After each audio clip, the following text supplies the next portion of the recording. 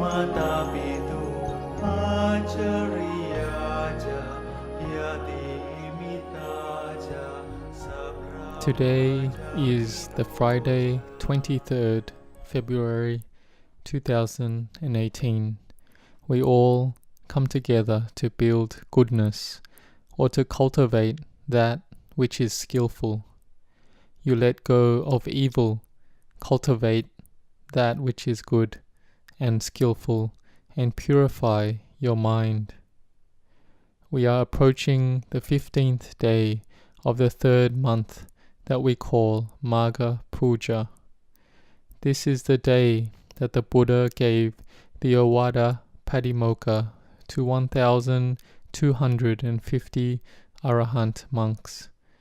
These monks were comprised of the 3 Kassapa brothers and their followers who made up 1,000 monks, and then Venerable Sariputta and Venerable Maha Moggallana and their followers who made up another 250 monks. There were in total 1,250 monks who gathered together without any prior appointment at Veluwana Monastery. This bamboo grove was the first monastery in the Buddha's dispensation that King Bimbisara offered to the Buddha. That day, the Buddha and the noble Sangha came together for the Patimokkha in unison. It was a Parisutti Patimokkha, a pure Patimokkha, because each of the monks there had a pure heart. In other words, the Sangha were all fully enlightened Arahants. In the Buddha Sasana, this gathering only occurs once, and this is when the Buddha gives the Ovada Patimokkha, which contains a profound teaching. That is the heart of the Buddha's teachings, not doing any evil, cultivating what is skillful, and purifying the mind. We are all born in this era, and we are still in time to practice the teachings of the Buddha. We should reflect that this is the heart of the Buddha's teachings, and are we all able to practice according to the heart of these teachings? The Buddha taught that his teachings were able to give results that aren't constrained to any period, not restricted by any time, and not restricted to a specific type of person. A lay person is able to give up evil, do good, and purify the mind. The monks can do the same, avoiding evil, doing good, and purifying their minds. It's not something that only the monks can do. If the lay people, like all of you, are determined, then they can do it as well. This is if we have determination and desire. True determination to really let go of evil, true determination to cultivate the good, and true determination to purify the mind following the heart of the teachings of the Buddha. Now we think, how do we let go of evil? In this period of time, there are many countries of the world that are materially prosperous. Some of these countries have a lot of weapons and guns. It's easy to find guns in these societies. In some cities, even 80% of the population have guns. But at the same time, they don't lead them to get rid of evil. Someone within this 80%, even just 1 or 2 people, will have a mind that is disturbed. And if they go, shoot, and kill themselves, then they will just die alone. But instead, they go and kill others. 30 or 40 people have to die along with them. This is in a materially developed country, and this is happening a lot. Why? Because they don't teach them to avoid all evil. They only teach them to prosper materially, promoting money, education, and finding wealth in the world. They don't come back to learning about the inside, about the mind. They just don't have Dhamma, that's all. And this country, Venerable Ajahn Chah has been there. One man there asked him, "Thailand is a Buddhist country, but why are there so many criminals and thieves there?" Ajahn Chah wasn't offended by this, but asked him back, "In this country of yours, does everyone come first in the examinations? And in this country, do you have criminals? Do you have thieves?" They laughed. It's not that it's in a Buddhist country that they don't have criminals and thieves. Buddhism teaches not to steal and not to be a bad person. But those people don't practice according to the heart of the teachings, so they do bad. It doesn't matter what country or what religion, they all have this. Religion is a support for the heart to build goodness. So in aiming to make the mind to have purity, we need to give up evil and unskillfulness. In the beginning, it's something we can do. Being lay people, you still live in society. There are some that ask, "If I just drink 1 glass of alcohol and I don't get drunk, is that fine?" I live in society, so I need to drink for work and when in social settings. This we should contemplate on. The things that are considered reckless, the things that we may do that are dangerous to life or wealth, we have to stop doing. For example, we can drink alcohol, but if we're drunk, then we shouldn't drive. We have to have mindfulness to train ourselves, to know ourselves, and to stop ourselves. No one can tell us how many drinks we should have till it's enough. This is to take the example of the 5th moral precept of drinking alcohol. But in society, being a lay person, not drinking alcohol at all might be difficult. But if we have to drink, we have to think what we have to do to be able to look after oneself well with mindfulness. Killing living beings is considered unskillful or evil. Killing living beings in order to maintain one's livelihood, in order to make a living and survive, may be considered necessary in life. But to kill for playfulness or fun, then this is not necessary at all. We should give up this enjoyment in killing other living beings. This is like giving up evil. And when we have enough status and means to live well, then we shouldn't kill other living beings. We can do this and still get by comfortably. Some people who are struggling to make a living, they might have difficulty being strict in this precept. But when one has more faith and more wisdom, one is able to get rid of evil. There are examples of this too, of those who could give up killing animals. One of Ajahn Chah's lay disciples would go out in a big group and go find frogs and toads to kill and eat. This person began to grow faith and didn't want to kill living beings.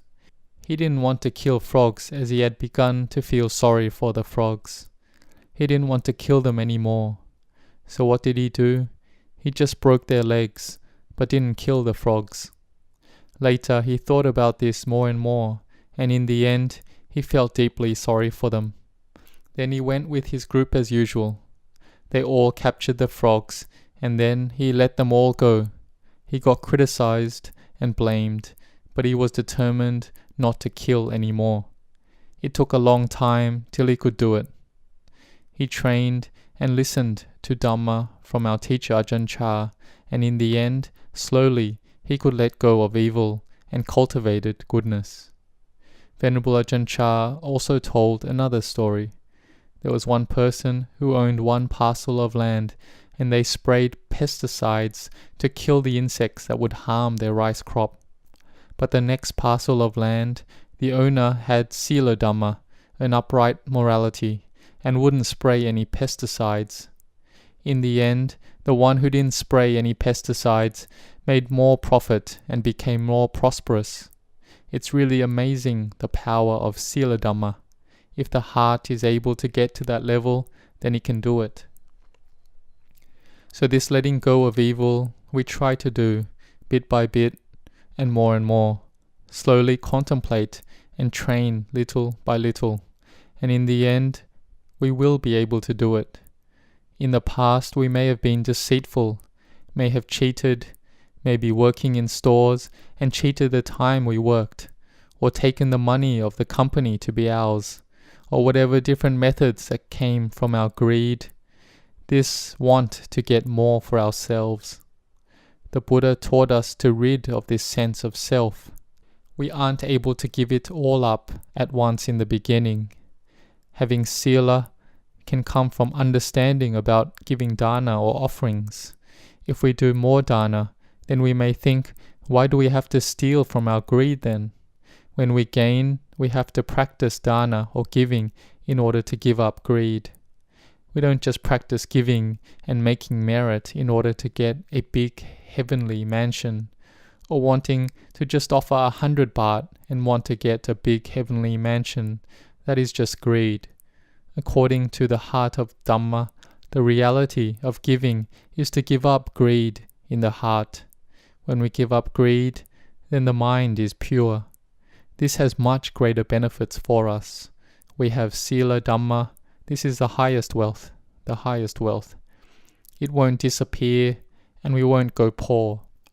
But if we do dana with a hope to want to get a lot, then this is buying merit. That's not right.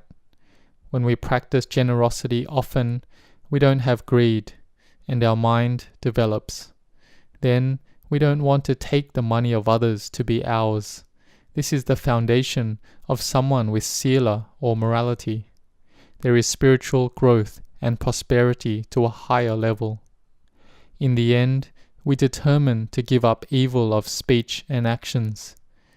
There is just left the mind. The mind still proliferates and thinks. This takes time to train. The things that cultivate goodness, we determine to do. We do dana, help the needy, do meditation, practice chanting, go to pujas. We develop a foundation of our hearts with metta or loving kindness. We have compassion for those that are not well off, and we help the poor and needy. Whatever it is that makes our mind good and that doesn't harm us or others, then this is what we do. It's called cultivating our goodness. And we do this until our mind has faith and determination to meditate and build samadhi or concentration. And what about this development of samadhi? Well, we have had this in and out breath of ours since birth. It is our long time close friend, but we haven't looked after it or been interested in it and taken care of it. We've been wanting to gain and acquire a lot of things outside of us. And when those things we have disappear, they change and cease, then we suffer. Some people have loneliness arise. They ask, what is this loneliness? Why does it arise? I ask them, why be lonely? Look at the breath. Is it a good friend? It's never gone anywhere. It's with us. Wherever we go, we have the breath. It's a really good friend. Seclusion is our best friend, and this breath of ours is a very good friend. Have mindfulness to know along with the breath. Do this a lot. If the mind is peaceful, then we won't be lonely. We will be able to stop greed, hatred, and delusion. This is building goodness until it is complete, because when the mind is peaceful, it is rid of evil already, because we don't have anger, ill will, hatred for others. The mind isn't proliferating anywhere. This is peaceful and skillfulness. When we can do this often, then we learn the truth of the sankharas, this heap of aggregates that we attach to as a self. Like the nephew of Venerable Sariputta, who listened to the Buddha teach at the boar's cave. His name was Diga Naka Brahman, the long-nailed Brahman. He ascended to Vulture's Peak to find somewhere no one had ever died. The Buddha asked him, do you know that you've died here many lives over? The Brahman was distraught. I've died here before. In other words, he believed in the cycle of birth and death. He started to believe that the Buddha knew. The Buddha asked, what is the view that you hold? The Brahman said, whatever I like, that is what I want. What I don't like, that is what I don't want. The Buddha said, you shouldn't like a view like this. The Brahmin thought in his mind that it was a good view. Whatever he likes, he wants, because that is happiness. Whatever he doesn't like, he doesn't want to get, because if he gets it, he'll be suffering. But the Buddha answered back, Brahmin, do you like old age, sickness, and death? I don't like it. If you don't like it, then will you get it? Yes, I'll get it. If you get it, then will that be happiness or suffering? Suffering. The Brahmin understood. He accepted the truth that it is this way. He saw the Dhamma. This is purifying the heart to one level. Sota Pati Magha and Sota Pati Pala. The attainment to the paths and fruits of stream entry. And what was amazing was that Venerable Sariputta, who was fanning the Buddha at that time, contemplated this Dhamma teaching and attained to arahantship. The heart was completely pure, bright, and radiant. This teaching was given on Magha Puja day. The Brahmin praised the Buddha as one who showed the way for those who are lost, revealed what was hidden, placed upright what was overturned. Then he paid respects and left. Venerable Sariputta and Venerable Mahamoggallana and their disciples came down to Veluwana monastery, and the other 1,000 monks of the 3 Kassapa brothers came together, and the Buddha gave the Ovada Padimokkha. And on this training of the mind, we have to have knowing of the in and out breath, which is like our good friend. So try to develop mindfulness and train in this often. Know the in breath, know the out breath. The mind will grow still and the body will feel empty. Some people get afraid here. They see themselves from outside meditating and have fear that they'll die, that the mind will go outside the body. They are shocked, so they don't meditate again. Here, the Krubajans or the great teachers say that there's no need to be scared. Establish your mindfulness well, because training the mind like this, seeing our body separating, the mind separating, that the body is one thing and the mind is one thing, we will see that there is no self. Carefully establish our mindfulness well and try to train in this often. We will see that the body is not ours. There is no us or them. If we see this one day, then the mind will be emptiness. When the mind is emptiness, this is purity or purity arising. The true practice is the practice for us not to be anything. So the term becoming a sotapanna, it means letting go. It's like carrying something heavy, carrying something like 10 heavy logs. Becoming a sotapanna, this means we put down 3 of these heavy logs. What they gain is the lightness. Becoming a sotapanna is like gaining lightness.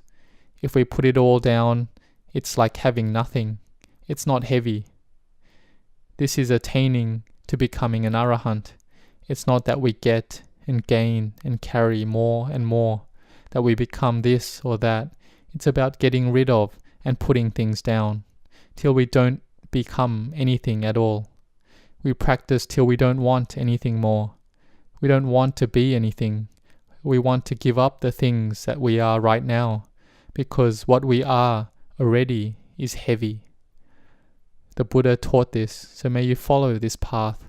Follow it until the heart is pure. Train the mind to be pure. We are all Buddhists, but there are many types of Buddhists. There are those that are Buddhists just by name, and there are those that are Buddhists that are determined in the practice of Dhamma. They are all called Buddhists. Ask the bad person, they will say they're Buddhist. Ask the thief, they'll say that they are Buddhist. Ask the criminal, they'll say that they're Buddhist. Ask the one who drinks alcohol every day, they'll say that they're Buddhist. We have to see if we are real Buddhists or not. Or are we the type of Buddhists that don't have much value? we should reflect on ourselves on this Magha Puja and see what level of inner Buddha is within our hearts. Has our heart changed from an ordinary worldling to becoming a beautiful person, one who has a beautiful heart imbued with Sila Dhamma? We have to slowly change, give up that which is heavy, little by little, until we meet with the truth. Like Diganaka Brahman who met and saw the truth, or the highest Arahants who met and saw the truth. And all the lay people are able to practice to this level. If you have faith, effort and determination, mindfulness, samadhi, and a good level of wisdom, then you can do it. Because there are a lot of lay people who are skilled in the practice and have mindfulness and wisdom, who can contemplate and see the mind is emptiness, empty from attachments, and they can see conventions and liberation, seeing all things as conventions, which liberates the mind. But these individuals wanted it and practiced seriously. Some practiced meditation many hours a day, or many others who practice by using their mindfulness and wisdom in order to contemplate and investigate so that they can let go of mental objects of the past and future and keep the mind in the present moment and develop this emptiness of mind. So it's not just only for the monks. So the practice that leads to letting go and leads to purity, all of you can do it. May you all walk the path of the Ovada Patimokkha that the Buddha taught. When we let go of evil, we have Sila. We have right livelihood, right actions, right speech, which is Sila. We build goodness by having right view and right thoughts, and we establish Samadhi and have mindfulness. We have effort and determination, and our mind is still and calm. This is about developing merit and skillfulness, following the Noble Eightfold Path until we can develop wisdom and insight. It's like we walk the path of Sila, Samadhi and Panya, this morality, concentration and wisdom, until the mind can be pure, free and radiant. May you all be determined in the Magha Puja coming up. Reflect on yourself. Have mindfulness with the breath a lot, or with your meditation object like Buddho, reflecting on the virtues of the Bodhisattva, or that which is most suitable for you. Practice meditation till the mind is peaceful with Samadhi, can enter Samadhi, have inner rapture and have stillness in the mind. Then the mind can be joyous with metta and compassion full in your hearts. How much ever Dhamma we gain, this is the amount our hearts will grow in metta and compassion. May you all be determined in your practice, and may you all grow